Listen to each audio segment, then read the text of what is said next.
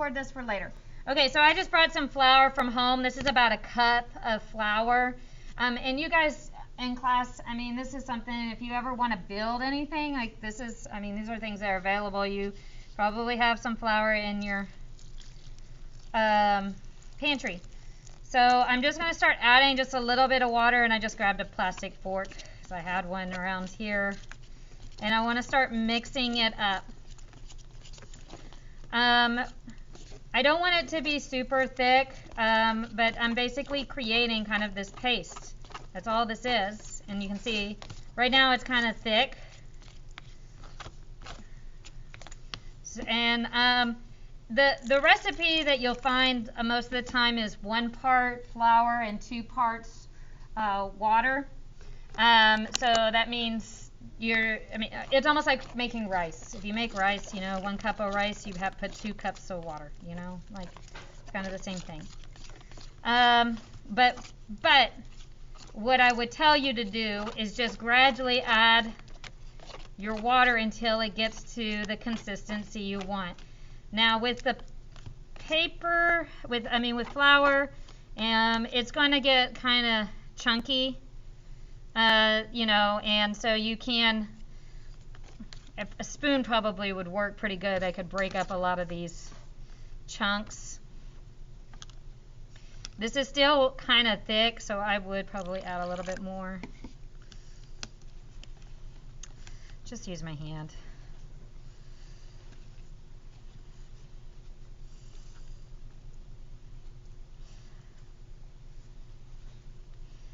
And I want to get it really thoroughly mixed together.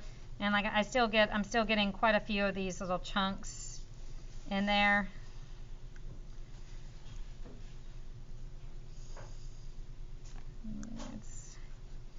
It's getting there.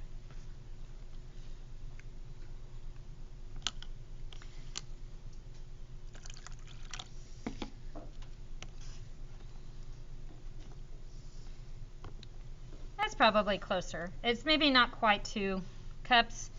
And y'all are going to keep this mixture during the time. You might end up finding you're going to need to make more. Depends on how big your piece is, how many layers we're doing.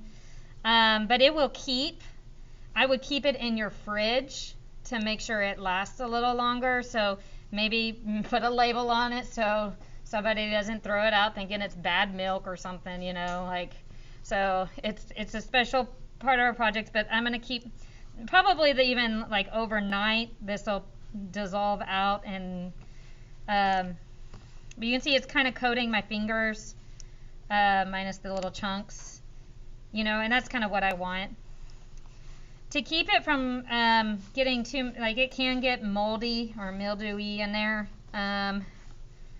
And one thing that you can do to keep that from, to help it maybe last a little longer, is adding just a little bit of salt. But this will keep in your fridge probably for a week. And really, I just did about a cup of flour, and that's a pretty good amount to start with. You might even be done with it in a week. And who knows, you might need to make more by that point. So I would just probably make it as you go, as you need it. That way there's less of a chance of it going bad. If it feels like it's getting thick as the week goes on, you can always add more water, because water is going to evaporate, so the chances of it getting thick it does happen. So let me see here. All right, that's pretty good. Give me a second. I'm going to wipe my hands off. Okay, so I just wanted to wipe it off so I could just add a little bit of salt. And I'm not going to add that much. Maybe like a 2.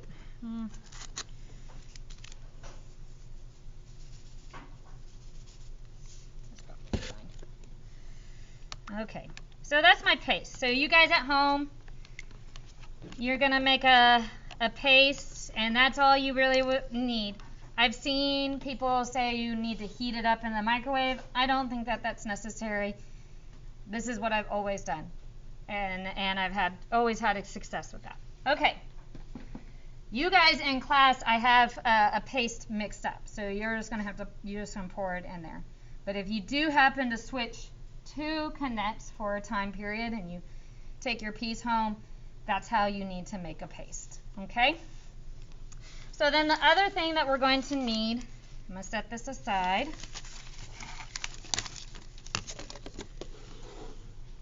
And if y'all have questions while I'm going over this, please let me know, okay? The other thing I'm going to need is my paper. Obviously, that is a big part of that.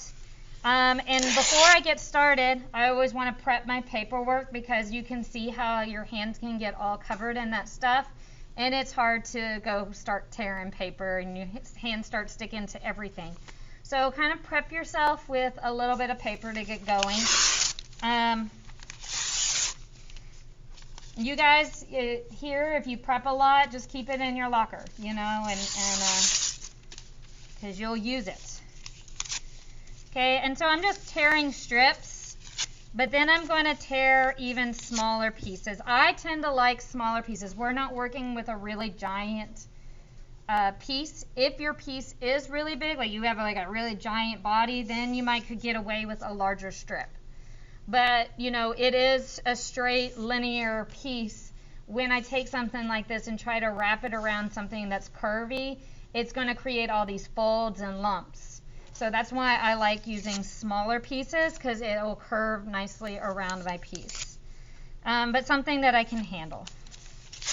Now I'm going to show you two ways to apply your paper mache. One is the way that I always learn. And one is one of the ways that I learned actually from Dan Reeder, and you know, I told you he's like the paper mache king. Like he knows all about paper mache. So, and I've done it that way too, and it works really, really well. So, but his way is kind of messy. So I have a good amount, at least to get me started for right now. Okay, but we're going to do at least 4 layers of paper mache. So that means that you have to cover your armature 4 times with paper, and in between letting that paper dry. So just think about the surface area that you have. Okay, I'm gonna use one. This one actually already kind of has some paper mache on it, but I'm just going to show you, like there's some areas I haven't added it on there.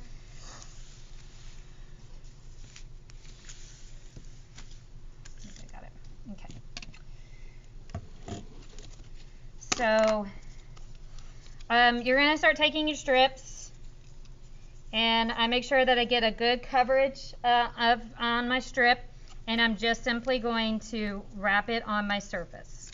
Okay. Now you imagine that right when it dries, it's going to still be pretty lightweight, but when we add that water on there, your piece will get kind of heavy. So if you find when you are paper macheing, your piece suddenly, which was standing and stable before, might fall over, just know that that might happen because it's getting heavy, right? It depends on what you're paper macheing. And so you might think about what part you're paper macheing, if you need to lay your piece down and do that part while and then let it dry before you switch to the other side.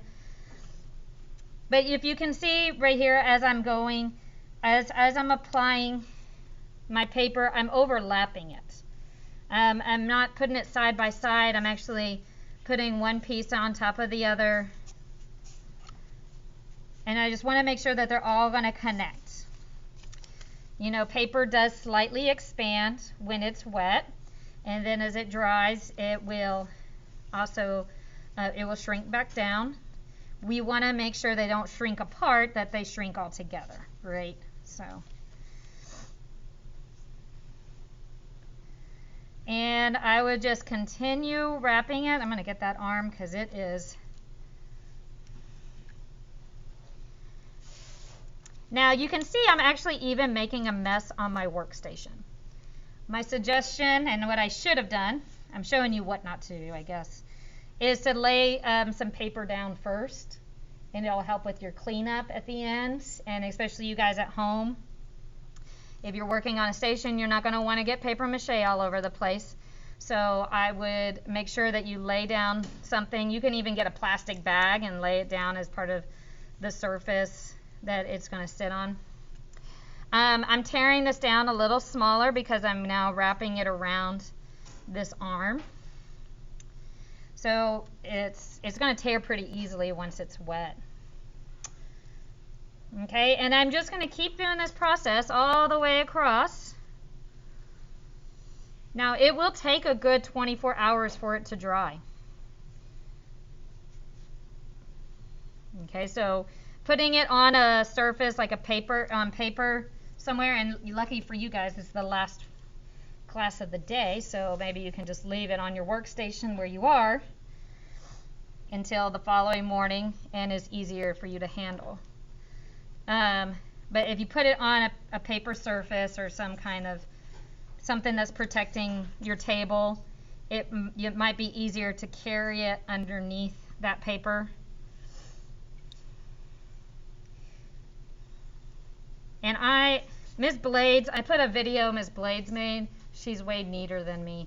I just make a mess. I let it drip. I don't strain my paper. So this is how I've always done it, and it's pretty good. I like this method. It works.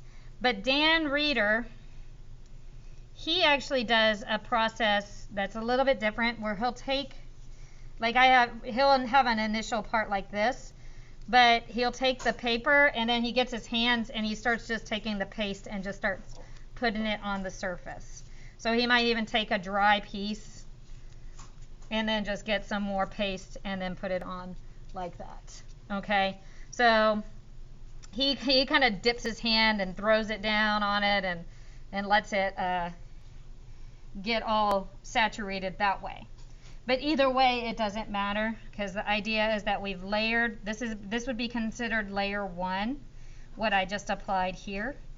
But what I want to do is go ahead and apply it all the way around my body if I can, so that it again dries together and holds on there.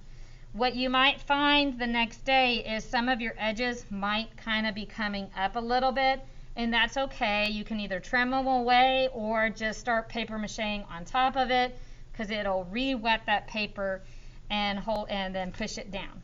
Okay, and I just use my fingers and I'm smoothing it out. Okay, if you have like little bumps, like here's a bump I've got where this, later on when we're finished and we've done all of our 4 layers, if we've got little bumps here and there, we can use sandpaper to sand down and smooth out areas. Okay, but this is what I was saying, that you wanted your armature to be exactly the way you wanted it, because you can see that the paper just lays directly onto that surface. It's not changing the shape of that piece. It just sits on that surface. Okay, so that's paper mache for you. And I have probably enough strips here that I could probably go ahead and cover this entire piece. So I might just go ahead and do that. Oh, I have my other piece over there. I should have done that one. I might be working on that one out under the camera here. I have my little guy here. Any questions from you guys about that paper mache process? Nope. Okay.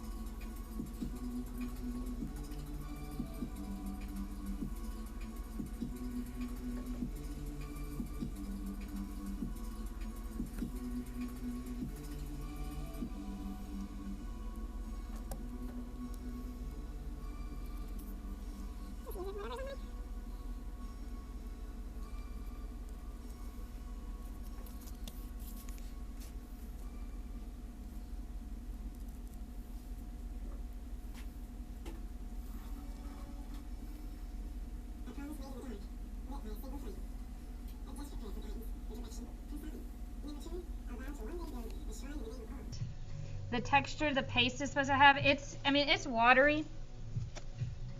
I mean, but if I mixed it, right now it's kind of settling a little bit. It's going to probably settle every day and while you're in class. But if I mix it up, you can see it's coating my fingers. But it's still pretty runny. You know, like I would say it's almost like when you're making cream on the stove and it starts getting a little thicker. Maybe not like as thick as a cream, but like kind of like as it moves closer to that. But when you put your fingers in it, it should look like it's coating it, like it's doing now, but it's still drippy. Okay.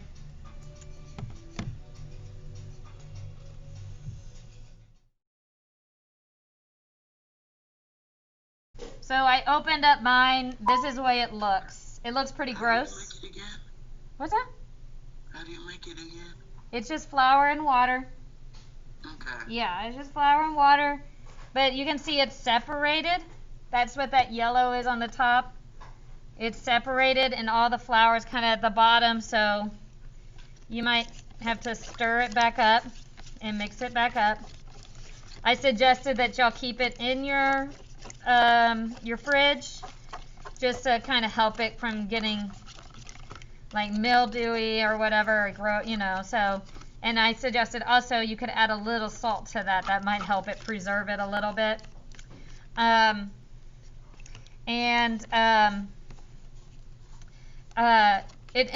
It's a lot thicker today.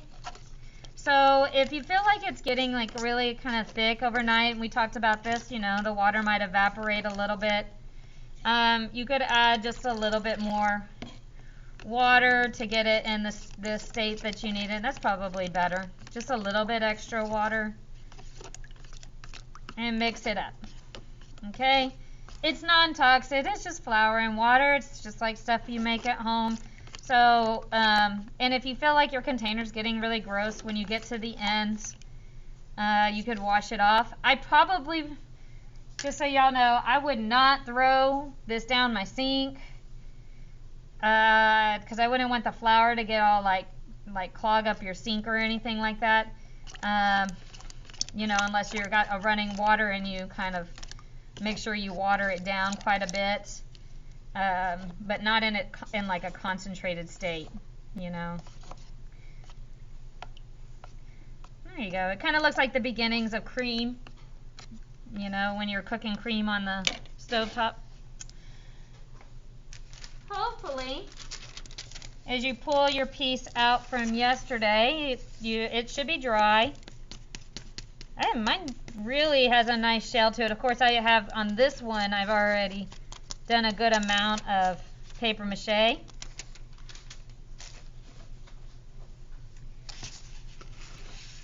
This is the one I started yesterday, and it stuck to the paper a little bit, but that's okay. It's not anything to worry about. I can kind of take that off and clean it up. But I mean, even what I did yesterday, that single layer it's really created already a nice sturdy shell.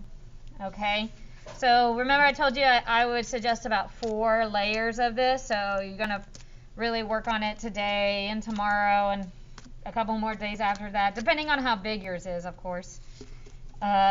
It's gonna take us about probably a week and a half for most of us to be done, you know, because I started yesterday, and of course we did do the demo, but I only got this part of the body and my tail done. So I still have the rest of my tail to do one base layer, and the head and the feet. So I still have a good amount to do. So I probably finish that up today, and then tomorrow I'll be able to start my second layer.